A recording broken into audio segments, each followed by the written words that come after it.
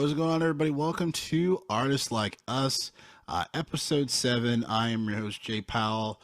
And, typically you guys know I tend to like to have the in person podcast episodes, but this one, it, I had no control over it if I wanted to talk to this artist and have him on the show. So, but definitely excited to speak with this artist. I've had uh, just the blessing to be on, track with him and, definitely some elite lyricism. Like the bars will go over your head. You gotta re-listen because the stuff he's saying is dope. Great flow. I connected. I found out who he was through a ad on YouTube. Someone was promote. It was a promotion of one of his earlier projects.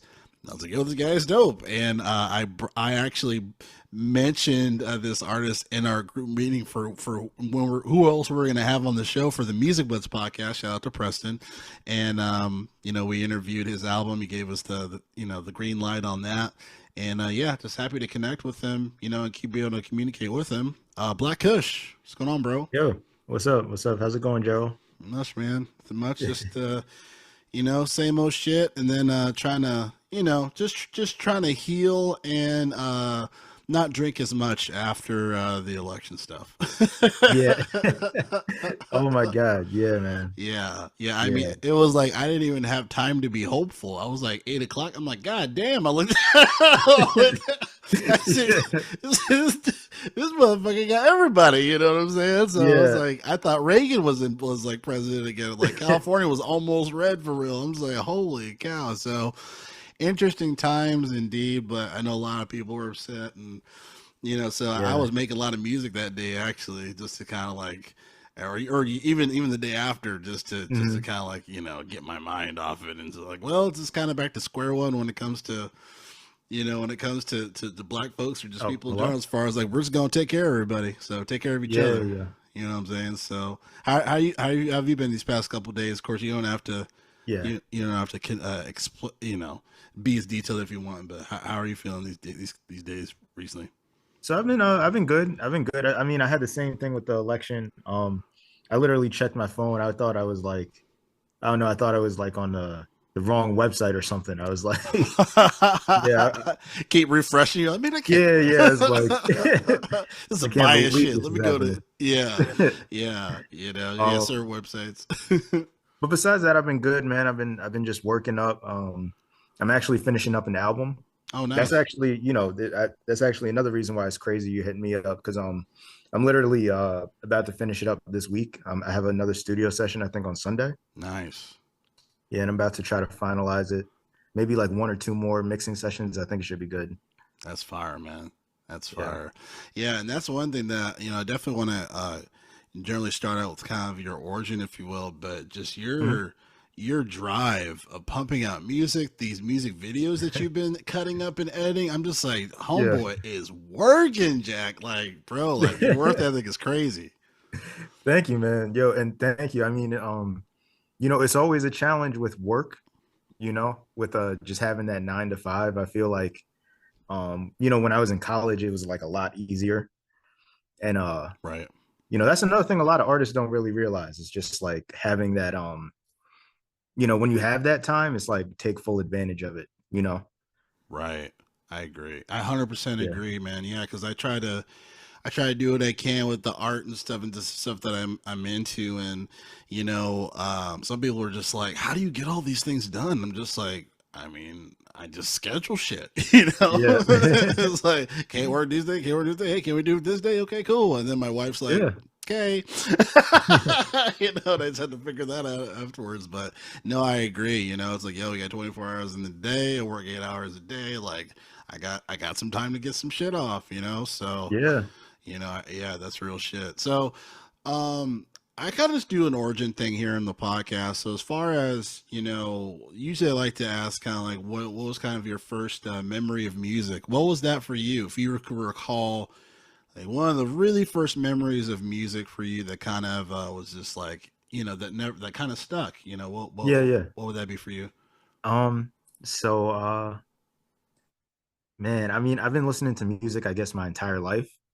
Just kind of my family is my family, I'm half Jamaican. My mom's from Jamaica, and so she was always playing reggae. I kind of hung around more so my mom's side of the family more so than my dad's, and so it was a lot of reggae, a lot of like 90s R&B music. I wasn't really, hip hop. Oddly enough, as much as even though I'm obsessed with hip hop now, it wasn't Yeah. really my first music that I listened to. Yeah, we have a lot of similarities. I'm not Jamaican, but Hmm. but no, I actually got into hip hop later too.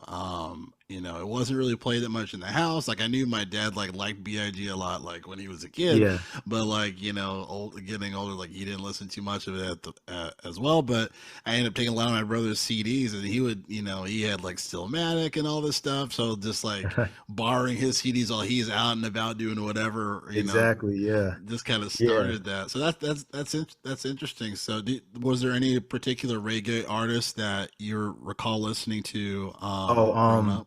Buju Banton. Nice. Yeah, he Okay. was big. He was big in my household. Like, I forgot. It's like an album. It's the album cover is like him as Jesus. It's actually kind of Oh crazy. wow. Oh wow. Yeah.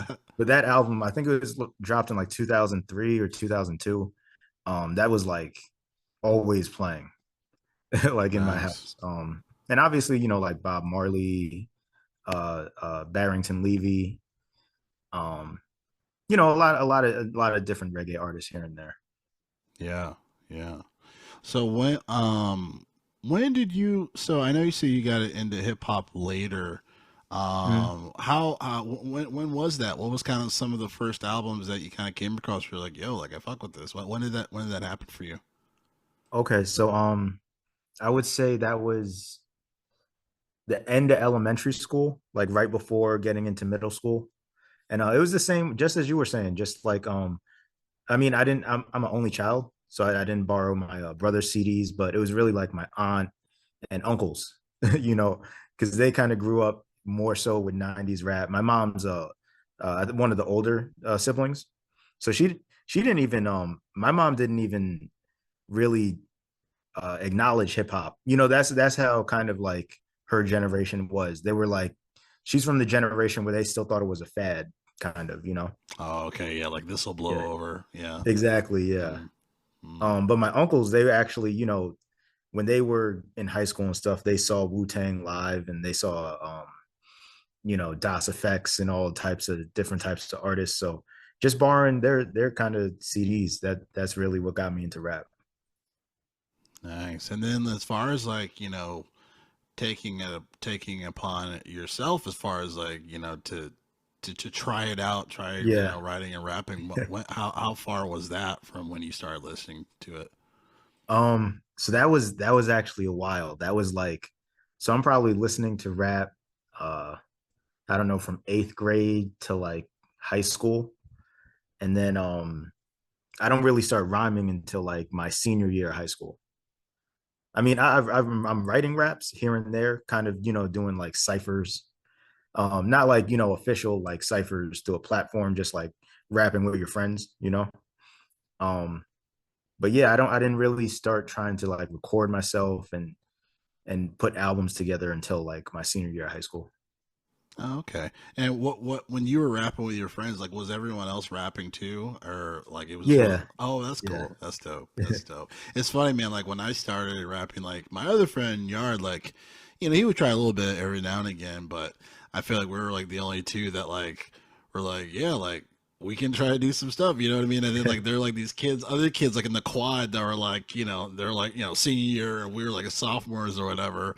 And then like hmm I'm like spitting some bars off that I like made up in my head and remembered them, and they're like, "Oh my god!" I was like, "Oh dang!" Like, and then my friend reminded me, like, this is like 20 years later. He's like, "Remember when you like when you battled that guy and like they like scattered because like what you said was crazy?" I was like, "I don't even remember this."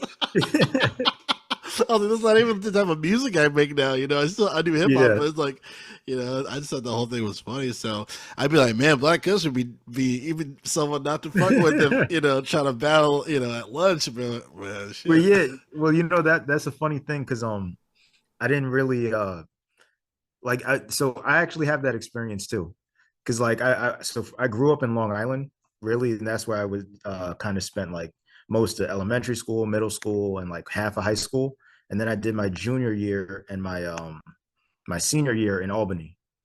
So when I moved to Albany, that's when I was like the only person that refed in like the entire Oh school. shit. Yeah. Okay. Wow. Wow. Wow. Was it like what was kind of your mindset throughout that whole process? You know, because I you know Oh man. the familiarity that I've had as far as you know like kind of like being like one of the few black people in like a predominantly white area. It's kind of Uh-huh. like it's almost like it's almost like you tuck certain stuff until like you know you connect with Yeah. someone that knows you know like on code or whatever you know. So it's just it's kind of definitely a different vibe. How was like what was kind of your So experience at that?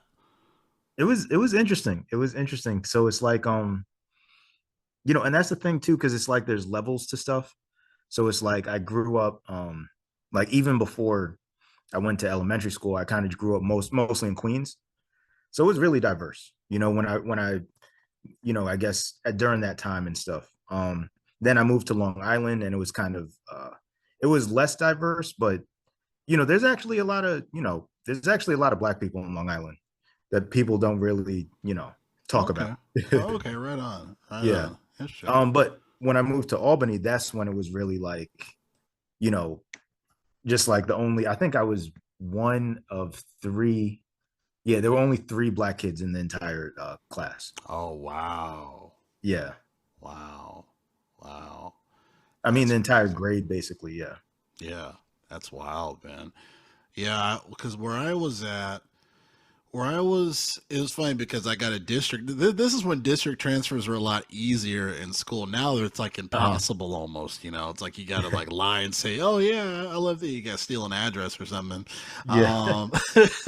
But when district transfers were like a lot easier to get because where I was supposed to go, Mhm. was like it was mainly all white, and that terrified me just because like so happened in the area. It was like not that like there's a lot of there's a lot of crazy histories from a racial perspective. Mhm. So I was happy to have that opportunity to do the district transfer. And like, even though like there were still white people there, but there, but it was more diverse, you know. I mean, with Yeah. everybody and everything. So I just kind of felt more comfortable just kind of being with like everybody, you know, all types of races, you know. Mhm. So that definitely made I feel like the experience better. But as far as for those other folks that were in your grade, were you guys really tight knit close, or was it just kind of like, man, like, you know? Well, it was an odd thing because the other two kids were already there. They like, grew up in Albany and everything. But I did kind of get closer to them because we all ran track. So that was actually something that was really helpful. And I felt like, the kids who I ran track with just in general, were just nicer to me than I guess the other Yeah, kids and stuff. Yeah. yeah, yeah. That's dope. That's dope. So, Black Kush, I gotta get at least your top three or top five, Yeah, man. yeah. My top five. Okay. Okay. I'll give you five because Yeah. three is like what the fuck? Like who do I even fucking pick at that point? You know, just as far as your caliber of lyricism, which I do want to talk deeper more into your lyricism, but kind of give me Yeah, yeah. your top five of Okay. Can I get your top five after also? absolutely All right, all right. absolutely. All right. So this is off the top of the head. It's not. I'm not gonna lie. I'm not. I don't think about top five lists often, Yeah, yeah, but it's pretty easy. The same. The people that I consider the best, I guess, with rapping has been pretty consistent. Over the years. So I would say number one for me is definitely Nas. Nas is like I remember like the first time I heard Illmatic, and that's like a large reason. I could actually go into that story, but I feel like it's kind of a way too long of a story. But it's up to you. It's your podcast.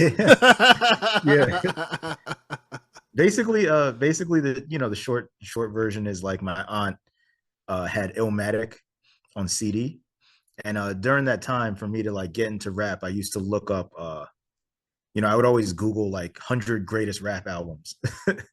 And so that actually just going through those lists, that's how I found out about a lot of stuff. And Illmatic was one I would always see, but I never heard people talk about. And just probably because my age, uh but then I actually, I saw my aunt had it at my grandma's house, and I asked her to borrow it, and that was like a life changing that was like a life changing experience. um Absolutely. okay, so top five. So Nas, I would put Nas at number one. um Let me see. At number two, I put Tupac. Nice. Tupac was actually one of the first rappers I really started listening to a lot. Before I even got into like 90s New York rap, I started listening to Tupac. Oh, nice. Yeah. Let me see.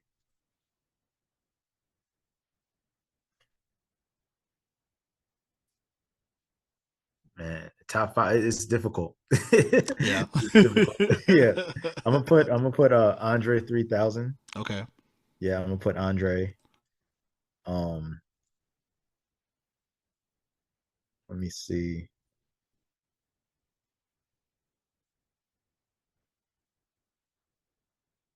I'm gonna put um I'm gonna put Big Pun personally. Nice. 'Cause, yeah, I feel like Big Pun, he's really dope, and he raps in a way that's just like crazy to me.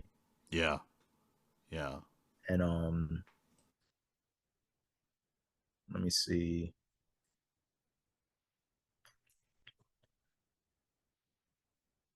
Uh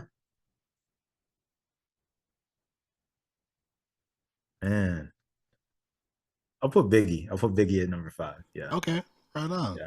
Right on. I, That's a I was solid gonna list. put, yeah, I was gonna put Kendrick, but Mm. then I was just like, I don't know. I don't feel like he's top five. He's definitely top 10 to me. Yeah. I don't know if he's top five. Yeah. Interesting. That's interesting. Yeah. It's funny. Kendrick isn't on my. He's not on my top five, but I would agree. He's definitely top 10. Yeah. I think he can fit. I think at least for me, speak for me. But yeah, as far as for my, it's funny because I mentioned top five on producer Al Nimbus. He just started his podcast last night at the Majigan. I gave a top five. This is probably going to be a different top five here, but subject to change. God damn it. Yeah. Yeah. It's okay if the top five changes. I feel Right? like Yeah. it should change. Exactly. Hey, the internet's like, but you said this here. It's like, yeah, it's but change my mind. Because people can do that. Um, so for number one, I would have to say Pheromone. Oh, okay. Yeah, Okay. Pheromone. I've always been fascinated with his lyricism and his flow. Okay. Yeah, and it's funny too because I wouldn't say I'm like an encyclopedia of his work, but things Hmm. that I've listened to is like I'm just like, wow, this is incredible. Like the PTSD album is like crazy, Yeah. crazy, crazy. And I know it's one of his later projects, but I was like, this is fucking nuts. Like that was blaring in my car for a long time when I was living in Long Beach when that shit came out. So Okay. yeah, Okay. yeah. So Fairmont, His definitely work, his work with Organized Confusion when he was in the group, right. that some of that stuff is crazy. Yeah, Yeah, yeah, he has definitely. incredible verses on that. Yeah. Yeah, yeah, man. Yeah. So yeah, I would say Fairmosh. Definitely have to put Andre there. It's funny too because some Okay. people, yeah, because it's funny because some people are like, well, he hasn't released too many albums by himself. I'm just like, yo, bro, like you sound like you don't even sound convincing when you say Yeah. that. Some people I talk to, I'm just like, are you fucking kidding me right now? No, yeah. So Andre, absolutely alien on there. It's funny. I Ransom is one of my top fives. Oh, Uh, from New Jersey. yeah, We used to rhyme I with Joe Budden and yeah oh I love Ransom, bro. yeah. His it's funny. I got into Ransom later too, but his director's cut scene three or scene three. There was like scene one, two, and three. Uh-huh. Yeah, but Incredible yeah. run. In fucking incredible run. The Director's Cut Scene 3 is fucking like it's a classic. Like I bought the shit on Yeah. vinyl. Like I love this shit so much. But his verses are so good. Like he has a Mhm. standardized flow, but his bars are crazy. His bars are so Yeah. like clever and smart. I'm just like, yo, what the fuck, and like hard hitting, like it's just, yeah, he's him, and yeah, those getting him later. It's like, yo, like Ransom's that dude. So Okay. Ransom, I would definitely say Yeah. Black Thought. Okay. Black Thought for me has been there too. Just like his ability to do what he does behind the mic, like a recording, and then Mhm. also just like random fucking like freestyle shit, so like that shit's been crazy. So yeah, incredible. Like, and then I just feel like he's one of those people where it's like people are like afraid of him, like they don't want to fuck with like Yeah, Black they don't Thought. want. Like very Yeah. few people want to have him as a feature because they know he'll destroy. Um, and then for my fifth one, I know I forget who I said from that last night the Majik and Al Nimbus episode, but um I'm leaning between I lean between Ghostface and Mos Def. Or Okay. Yasin Bey. I lean between Yasin. Yeah. those two because Ghostface Killer his album Sour Soul is my favorite. Okay. That album's crazy. Obviously, the shit he's done, with Raekwon has been, those are timeless. But I just Sour Soul was crazy because it was like it was the band that he recorded with. I know you probably know this already, but just for the people listening, Mhm. Bad Bad Not Good. That band, all those Oh, okay. instrumentals, and then Yeah, I fucking remember that album. yeah, and then fucking Danny Yeah. Brown was on that one track, and I was like, "Yo, this is crazy!" So yeah, he has like the American flag over him. Like that Mhm. album is a classic. I was like, "Whoa!" And then I mean, fucking Yasin Bey, bro. Like Black on Both Sides. Like, Yeah, like the album's incredible. that album's incredible. Yeah. Even when Ninth because it was crazy. Like I didn't expect this, but like Ninth Wonder was like Yasin Bey is my favorite rapper. Yeah. He was just like he cuts through in a mix, and then just like his, just like his energy, his freestyles, like his flow, like Black on Both Sides, like that just like hit me hard. Like when I started listening to that shit, I was like, this is everything. It's funny. I don't know if you're a fan of Black Star.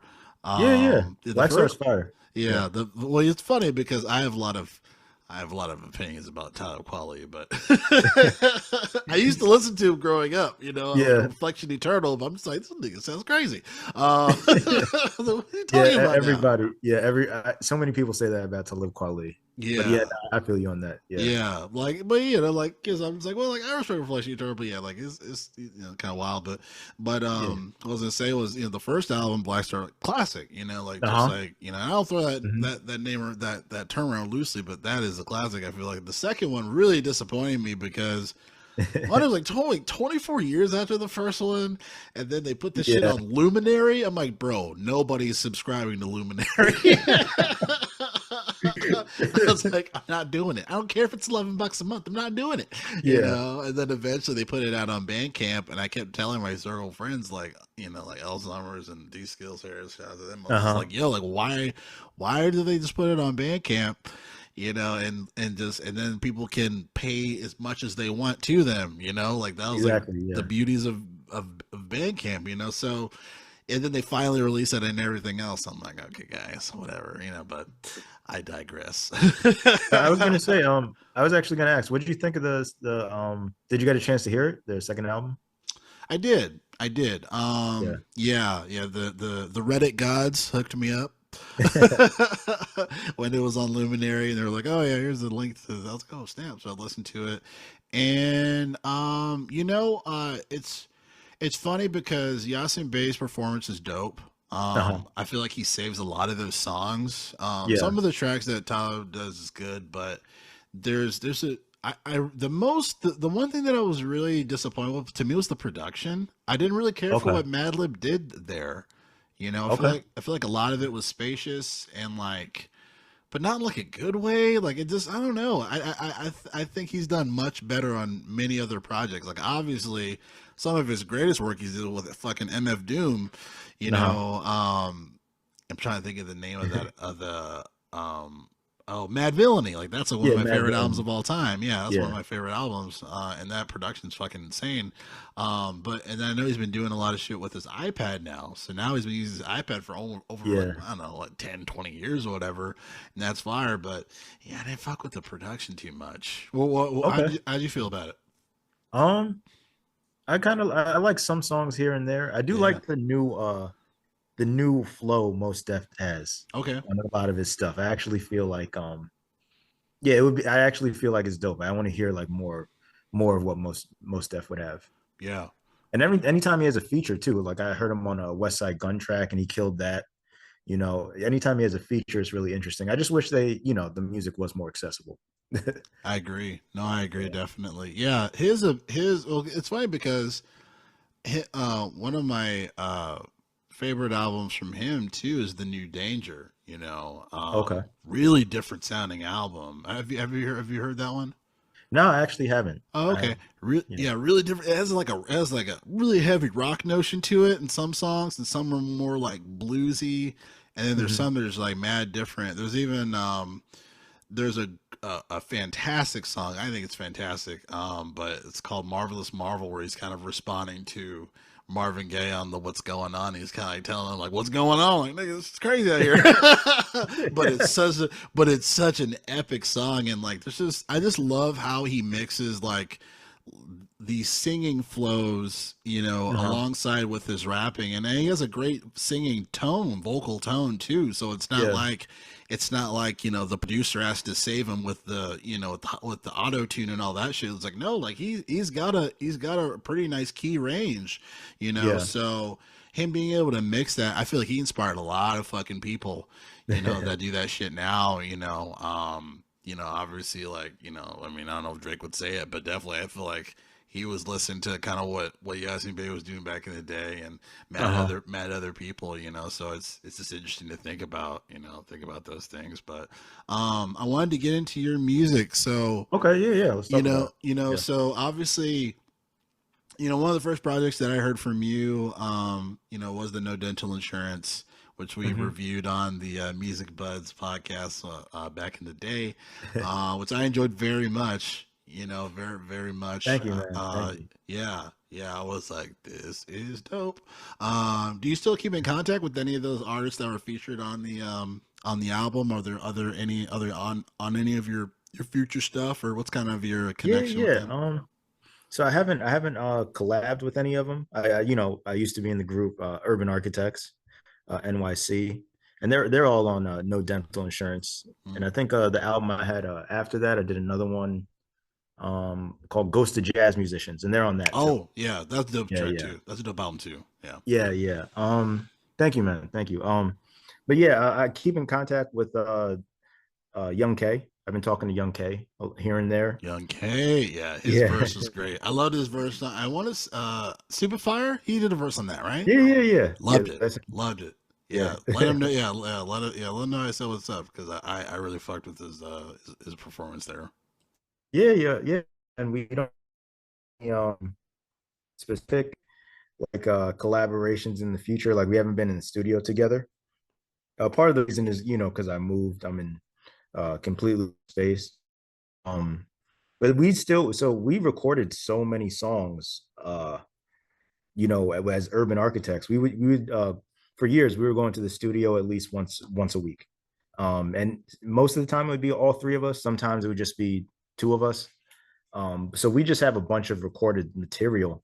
And Young K was asking me like, "Yo, do you mind if we put, you're on this song? Do you mind if we put it on our album, or do you mind if I put this on my album?" So there's still going to be new tracks coming out here and there with them. Yeah, Awesome. That's exciting to hear. Definitely. Very cool. yeah, Very cool.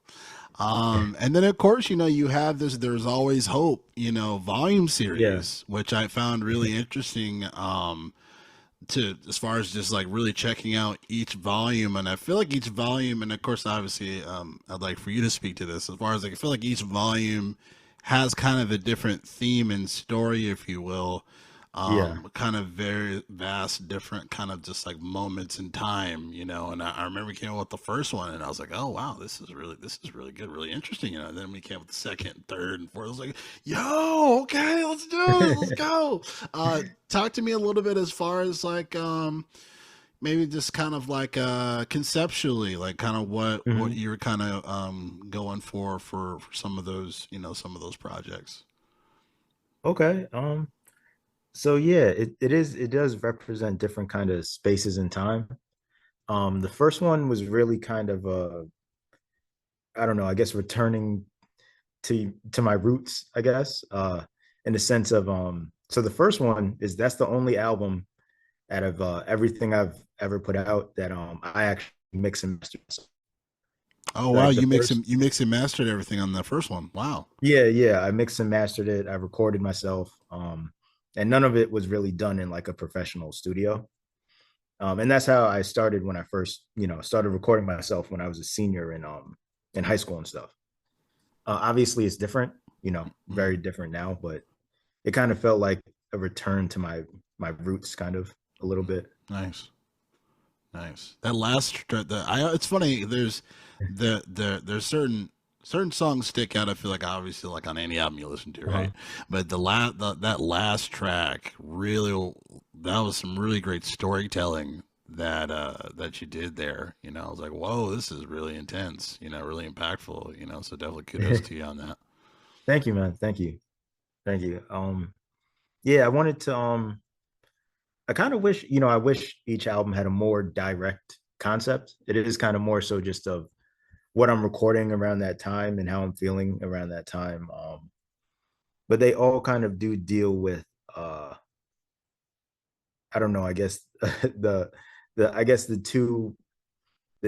duality of hopefulness and hopelessness also is kind of dealt with in different ways. Actually, and it's funny too, because on the new album, I feel like this is the most direct I'm being with it. Where it's like, okay, this album actually sounds, it sounds like the album title, kind of, you know. Right. Right. Right. Yeah. Talk to me a little bit on. I feel like when it came from well, this is your lyricism in general. I Mm-hmm. mean, listening to it, I always feel like, yo, like this is like, this is definitely like, you know, he's really raising the bar, you know, in comparison to like these other MCs or whatnot. Like some stuff goes in my head, and I listen Thank back, you, I was man. like, yo, that was really fucking, that was pretty fucking clever. That was cool, you know. So, and definitely, yeah, just like your lyricism is really dope. Talk to me about your writing process. You know, is it kind of one of those things where you know, I feel like you write a lot, you know, and Yeah. then maybe take out of some of those old rhyme books, or maybe just like like filling up the notepad on the iPhone or whatever the note app, Yeah. or kind of talk Yeah. to me about how's usually your writing process, or just or just in general, or as of right now, how you feel that Uh-huh. is. So as of right now, I'm kind of like just I hear the beat and I just write to it. I kind of feel like with some of the I guess there's always hope projects. I was and not really just about the songs themselves, just like the process. I was kind of I don't know, too in my own head about it and not just like, just hear the beat and just go kind of. That's more so my mentality now. But I have all different types of ways of writing. Sometimes I do it line by line. Like I'll just think of a couple lines in my head and then I'll write them in my phone and then I'll kind of connect them all later. Um, Nice. and then yeah, some that's a really good way to go about it. But then sometimes it's also difficult too because if you sit on a line too much, it's like the energy goes away, kind of.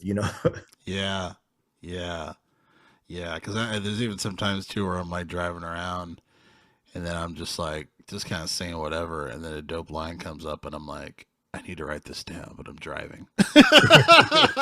Yeah. Oh man! So like, has that ever happened where you're just like you're doing something that's completely and non-conventionally? You know, maybe Yeah. you're working outside, or you're like, oh my god, like I need to write this down. Does that happen from time to time? Oh yeah, no, that happens all the time. Mm, That happens all the time. yeah, yeah. Um, Yeah, nowadays, if I don't write it down, like when I have the when I if I don't write it down when I have the thought, I'll forget it. Like I'll just be like, oh, what was that line? Oh man. I just remember that it was dope. Right, Right? right. Yeah. That's crazy. Yeah, definitely. We got. I mean, at least speaking to my age, my old age, I definitely got to write some shit down. I'm like, it's gonna be gone. And be like, you know, it probably could have been a really memorable line, but I forgot it and I didn't fucking write it down. Oh well, you know. Let me ask you about this. This is funny because Chris from the Music Buzz, shout out to Chris. Mhm. Um, he's a huge anime guy, Okay. and I would say Preston's an anime guy too. And they always ask me, Uh-huh. why aren't you an anime guy? I'm like, I don't know. I'm sorry, you know, like I'm trying, but just they're so long in the seasons. But for the There's Always Hope series, when you switched the album cover where it was this girl's face Hmm. on there, and then it kind of like deformed or changed over time, which I thought was really Yeah, yeah, interesting yeah. and clever. But I was like, we were asking the Chris, like, yo, like, where's that, like, where's that animation from, you know? And he was like, he like couldn't put his finger on it. He was like, I think it's from a really old anime. He's like, I don't fucking know, I don't know. Yeah. But I guess for those that peep anime and whatnot, as far as like like where did you find that? And where's that from? So it's from an anime called Midori. It's Hmm. a short film. It's actually yeah, it's a really messed up anime. Oh I wow. actually didn't, yeah, I didn't finish watching the short film, but it's based off a Japanese myth, I think, and it's about this little girl who joins a circus of like deformed people and stuff. It's like crazy. Whoa. Wow. Yeah, Wow. and I actually there's actually another rapper that I seen on Instagram who used clips from the anime. So that's how I found out about it. And I just took screenshots on my phone. So it's like um it's literally just screenshots of different parts of the anime. And then my whole concept was, and I actually came up with this concept before I even started recording the There's Always Hope series. My concept was to kind of use her face in the first three, and then in the next three, kind of use like a blank face or a deformed version of her face and stuff. Wow. Really interesting. Yeah. That's dope. Yeah, I was once I saw the I want to say was it There's Always Hope, was it 3, correct me if I'm wrong, was it volume 3 where it was faceless? Oh no, that's four. That's four. 4 is Yeah, faces. I was like, what is this nigga talking about on this one? yeah. The face is gone. I was like, what the fuck? It's crazy. Um, but no, like I love the beats on all of them too. The beats are really dope. Thank you. Thank So you. I know you were working with some, well, at least, per the song credits, some different producers and whatnot, and Yeah, yeah. um, I've been finding some really good beats and since I started doing it. There's actually this one dude who would he did Funds for Tomorrow, I think on volume one. What's his name? Raymond Germain. mm, And his shit is fire. Like I got I got him on I got three different beats from him on this next one. nice. Nice. That's fire.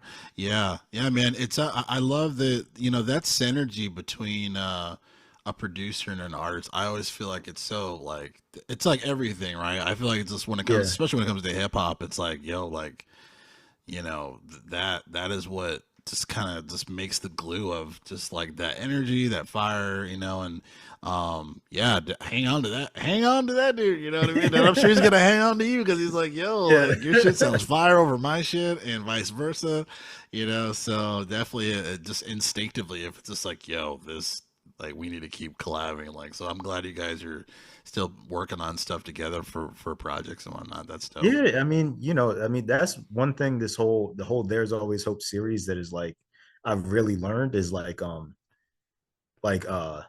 collaboration. Collaboration is actually really really important. And now with producers, and I'm working on an EP with another rapper named Swizzlord, I think out of Oakland. He had Okay. a Nice. 3 song EP. And but yeah, no, yo. So something I never used to do was I never used to send the producer the song after I recorded over it. I would just hit the producer up, cop the beat, and then just upload it. Oh wow. Yeah. I mean, even He's even like, in dang urban it, that wasn't mixed. He's like, let me mix it yeah. first. Nah, thanks. Yeah. Oh Yeah, it man. was just like, I mean, even in Urban Architects, we used to do that. Also, some of our biggest songs, they and people don't even know this. Some of the biggest songs with Urban Architects, we didn't even mix.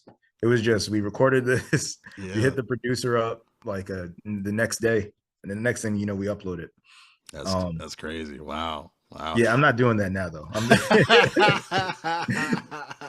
Oh man. way too much money going involved to do that. You know? Yes. Yeah. I feel that. I feel Yeah. that. Yeah, because Um. I could understand both sides, right? As far Yeah. as it's like the one side where sometimes there's songs where it's like, this really doesn't need anything else. You know, it's Yeah. like the levels are good. It sounds fire. Like, because sometimes when you mix it, it kind of like deteriorates as far as like, it Hmm. seems like it's better, but the energy, something is missing, you know? So, Yeah. Yeah. yeah, being able to see it, to sense that is really important. And then obviously there's other things where it's just like, I should have had someone mix it.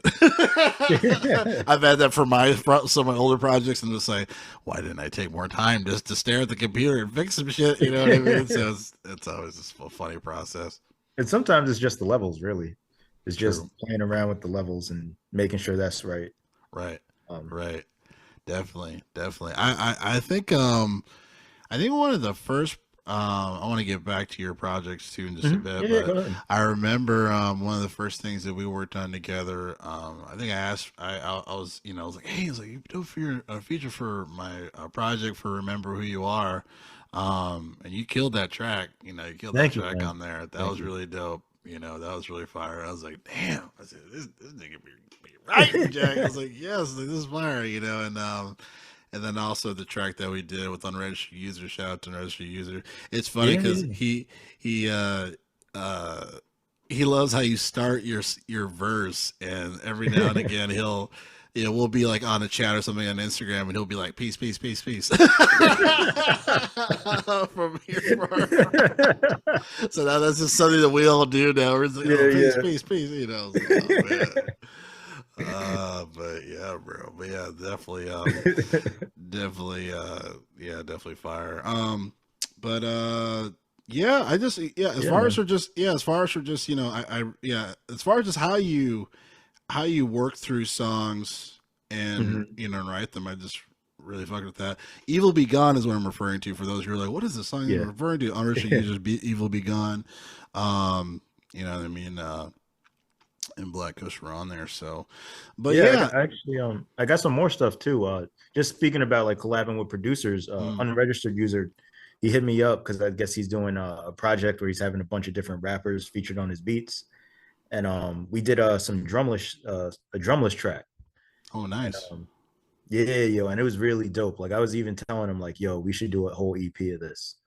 So nice. that might happen. I mean, it's not gonna happen anytime soon, but I'm thinking sometime next year we're probably gonna get up and definitely try to cook that up. That's Yeah. fire, bro. That reminds me of Nicholas Craven. He's had some beats like that where there weren't Yeah. any drums, and when Ransom would rap on him, I'm like, this shit sounds crazy. So that's Yeah, and fire. yeah, I don't know what it is. It's sometimes I feel like no drums is like easier. It's like kind of easier for me to rhyme over sometimes. So Nice. Yeah.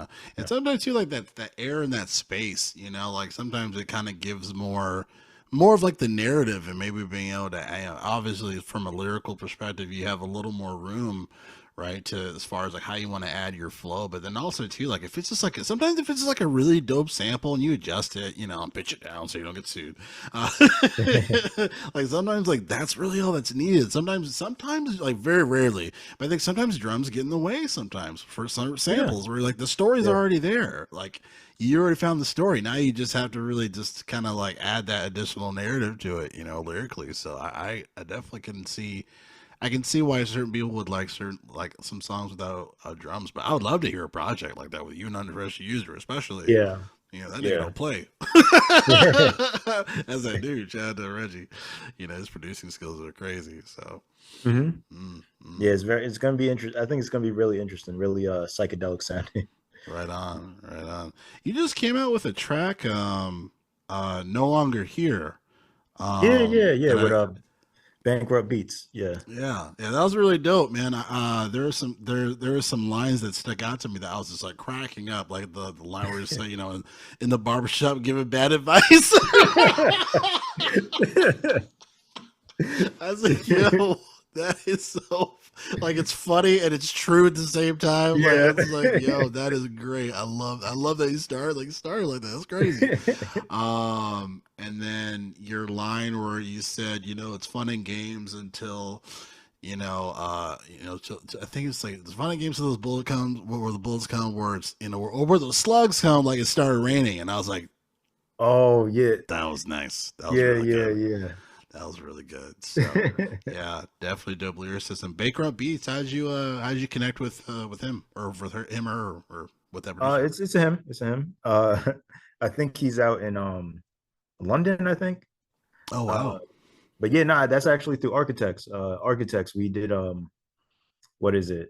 It's actually a Josh Elias song, Better Days. Oh okay.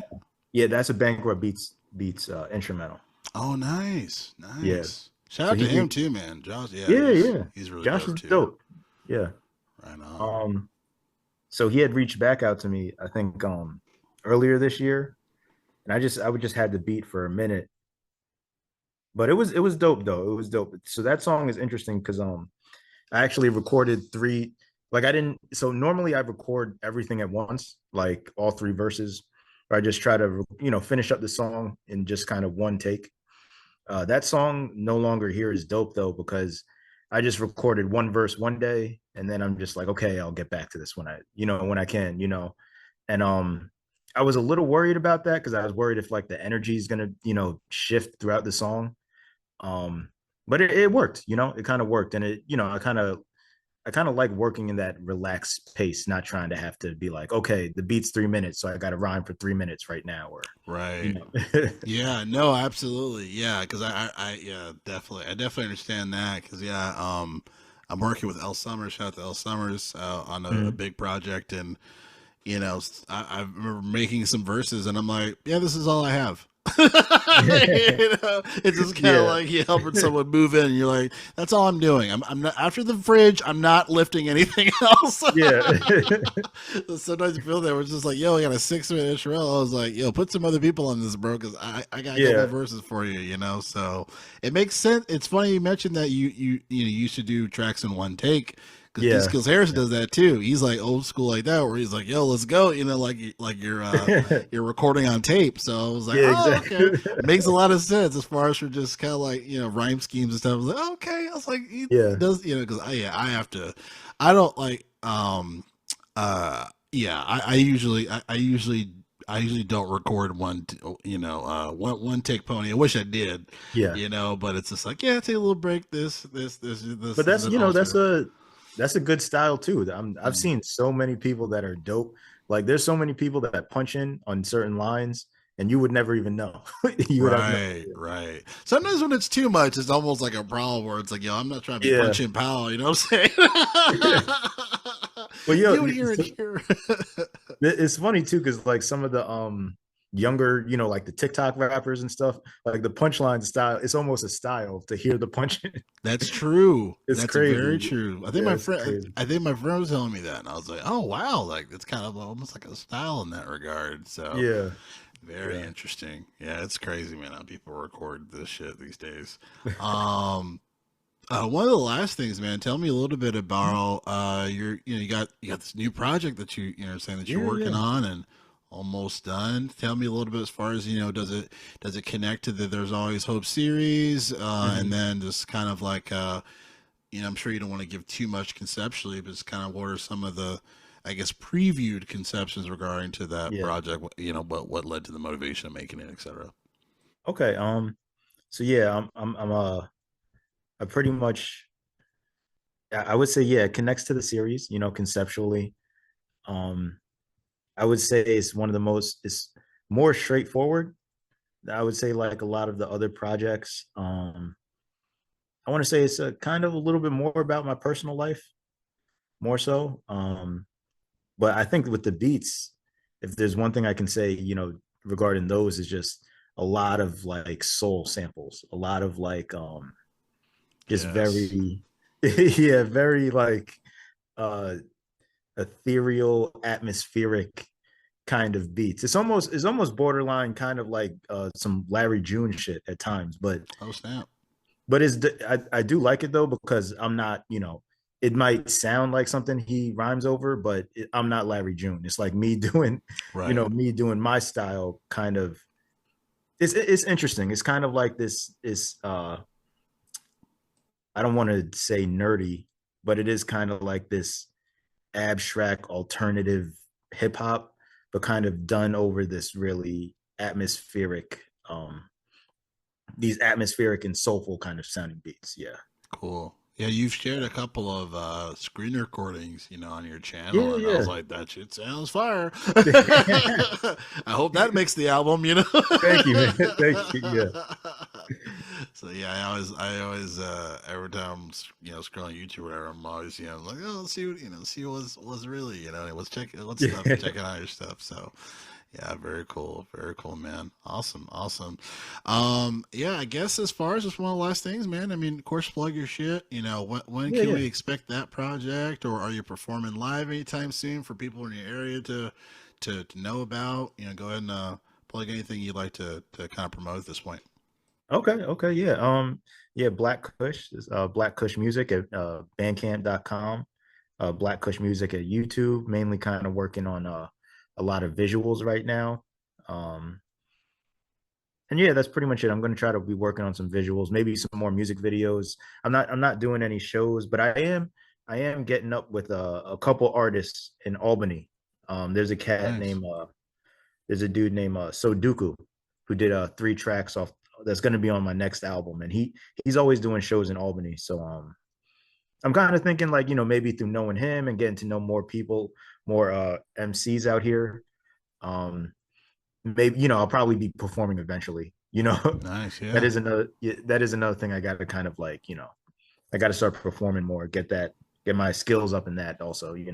You and me both, bro. Yeah, you and me both. I mean, I wouldn't even have known. You know what I mean? Because I remember seeing your music videos and stuff, and I was like, "Oh, the nigga's been performing."